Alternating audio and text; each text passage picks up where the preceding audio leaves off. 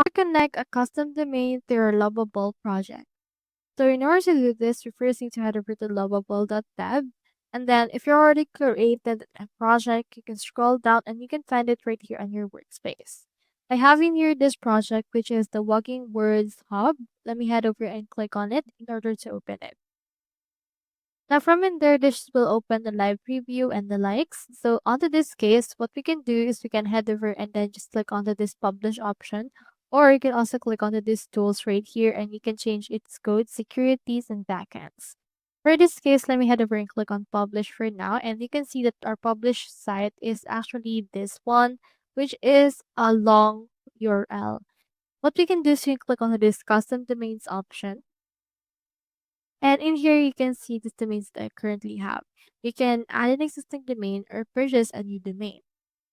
So just choose which one you want. If you already bought a domain recently, you can click onto this connect domain option. And you need to update your account in order to do this. As you can see, it only applies under the Pro plan as well as the business plan right here.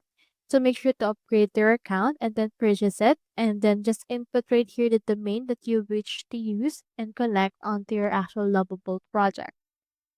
So that's how you connect a custom domain to your Lovable project. I hope this video helped you out.